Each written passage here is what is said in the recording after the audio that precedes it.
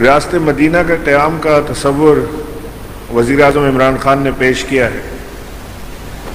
اس میں ہمیں علماء کی گائیڈنس کی ضرورت ہے۔ اس میں کیونکہ علماء کو لوگ سنتے ہیں، ان کی بات دل سے قبول کرتے ہیں، تو ہمیں ضرورت یہ ہے کہ علماء کرام اپنے اجتماعات میں ریاست مدینہ کا تصور جو ہے اسے کلیئر کریں لوگوں کے ذہن میں، لوگوں کو یہ بتائیں کہ آخر ریاست مدینہ ہے کیا یا تھی کیا تھی، اس کا کانسیپٹ کیا تھا، وہ کس بیسس پہ بنائی گئی تھی۔ حضور صلی اللہ علیہ وسلم نے، میرے نبی پاک نے جب مدینہ میں انصاف کا نظام قائم کیا تو اس نظام کے تحت ایک عام آدمی کی زندگی کیسے بدلی ہے، ایک خاص آدمی کو عام آدمی کا جو فرق تھا وہ کیسے مٹا اس سے۔ جب یہ بات ہمارے لوگوں کی سمجھ آ جائے گی تو ریاست مدینہ کا تصور یا قیام جو ہے، میں ایک بات یہ آپ کو بتاؤں کہ یہ بہت سارے لوگوں کے دلوں میں خوف بھی ہے اس کا کہ نہ جانے ریاست مدینہ میں کیا ہوگا۔ یہ جو عمران خان بات کرتا ہے کہ ریاست مدینہ بنانی ہے تو نہ جانے اس کے اندر کیا ہوگا۔ ہر چیز کا آلٹرنیٹ اس کے اندر موجود ہے، میرے سے زیادہ آپ جانتے ہیں۔ بلا سودی نظام کیسے چلتا ہے دنیا میں، کس طرح کامیاب ہوتا ہے، کاروبار کیسے کیا جاتا ہے، منافع کیسے کمایا جاتا ہے، کس منافع کا کتنا حصہ فلاح و بہبود پر لگایا جاتا ہے۔ یہ ایک یعنی اس کا اگر جو میں اس معاشرے کی بات کر رہا ہوں یا ان لوگوں کی بات کر رہا ہوں جو اس کو خوف کی نگاہ سے دیکھتے ہیں، میں ان سے مخاطب اگر ہوں تو میں ان سے پوچھتا ہوں کہ اگر اسکینڈینیوین کنٹریز میں جو نظام قائم ہے، جو انسانیت کی قدر ہے، جو وہاں پہ جھوٹ کو معیوب سمجھا جاتا ہے، سچ بولنا کوئی بہت بڑی بات نہیں بلکہ یہ ایک فرض سمجھا جاتا ہے کہ سچ ہی بولے گا انسان، وہاں پہ جو سوشل ویلفیئر کا نظام قائم ہے، وہ ہمارے جو اچھی چیزیں وہاں پر موجود ہیں وہ ہمارے نبی پاک اچھی چیزیں لی گئی ہیں، تو وہی چیز اگر ہم یہاں امپلیمنٹ کرنا چاہتے ہیں تو اس کے اوپر کئی لوگ جو ہے وہ پریشان ہو جاتے ہیں کہ نہ جانے اس کے اندر کیا تکالیف انہیں پیش آئیں گی، ان کے بزنس کو کیا ہوگا، یا ان کی فیملی لائف خراب ہو جائے گی، یا کس طرح سے اس کے اندر تبدیلی آئے گی۔ تو اس میں صرف ہمارے علماء کرام جو ہے وہ اپنا ایک حصہ بھی ڈال سکتے ہیں، اس میں وہ لوگوں تک یہ میسج پہنچا سکتے ہیں، بات ان کی پہنچ سکتی ہے کہ اگر یہ انشاءاللہ اللہ نے ہمت دی، عمران خان کو آج ان کو کووڈ ڈائگنوز ہوا، اللہ انہیں جلد صحت یابی عطا فرمائے،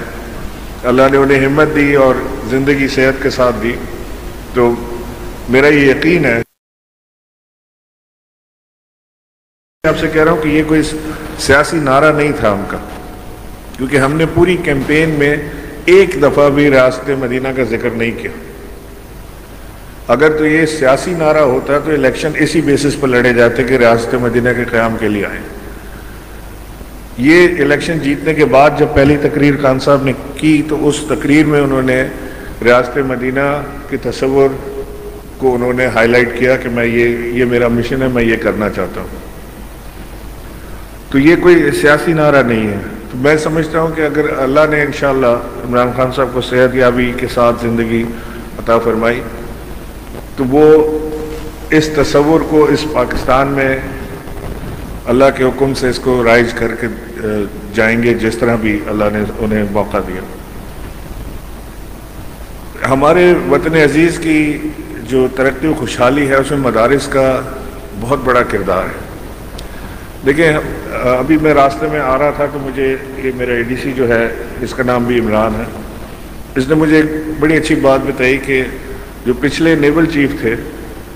انہوں نے ایک کوٹا مقرر کیا کہ مدارس سے انہوں نے بچوں کو لینا ہے،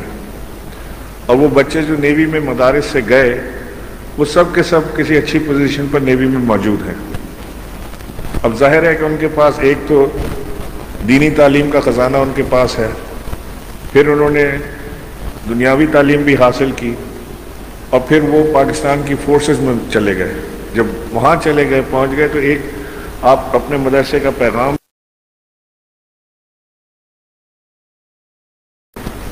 اچھا تھا یا برا تھا، جو بھی میری یاد اس کے ساتھ ہے، وہ میں آج بھی اپنی زندگی میں امپلیمنٹ کرنے کی کوشش کرتا ہوں. تو آپ کے مدارس سے جو بچے نکل کر فورسز میں جائیں گے یا گئے ہیں وہ بھی آلریڈی اس چیز کو پریکٹس کرتے ہیں اور اپنے وطن عزیز کے دفاع میں بھی کام کر رہے ہیں, اور وہاں پر بھی اپنے ساتھیوں کے ساتھ وہ اپنی تعلیم اور اپنی اس زندگی کا حصہ شیئر کرتے ہوں گے, جو کہ ایک ثواب کا ثواب ہے اور ایک بہترین عمل کی طرف بھی لوگوں کو لاتا ہے.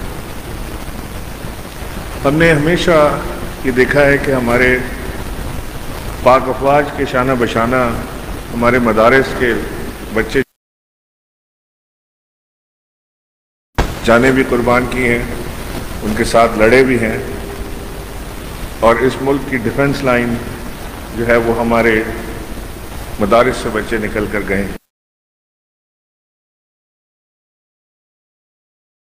میں آخر میں آپ سب کا بے انتہا مشکور ہوں, اور مجھے بے انتہا خوشی ہوتی ہے جب میں اس قسم کے مدارس میں آتا ہوں. میرا جانا اکثر رہتا ہے مدارس میں. جب میں اس قسم کے مدارس میں آتا ہوں جہاں پہ میں ایک اعلیٰ معیار تعلیم کے ساتھ ساتھ ان کی جو فیسلٹی ہے وہ بھی انتہائی خوبصورت اور دل لبانے والی فیسلٹی ہوتی ہے, اسے دیکھ کر بے انتہا خوشی ہوتی ہے کہ وہ ایک کانسیپٹ جو پچھلا چلتا تھا مدارس کا وہ بڑی تیزی سے چینج ہوا ہے, اور ہمارے علماء نے اس کو بہت تیزی سے اڈاپٹ کیا ہے کہ انہوں نے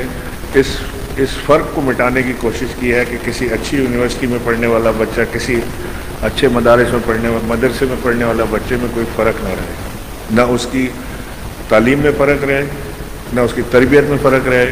اگر فرق رہے تو بہتری کی طرف رہے, اور نہ ہی وہ اس عمارت جس میں اس نے تعلیم حاصل کی ہے اس میں کوئی ایسی کمی ہو کہ جس کو وہ پورا نہ کر سکے. میں آپ کو تہ دل سے مبارکباد پیش کرتا ہوں کہ آپ نے 35 سالہ سفر میں ماشاءاللہ بے انتہا اللہ نے آپ کو ترقی دی اور وہ مقام دیا جو کسی بھی یونیورسٹی کو حاصل کرنے کا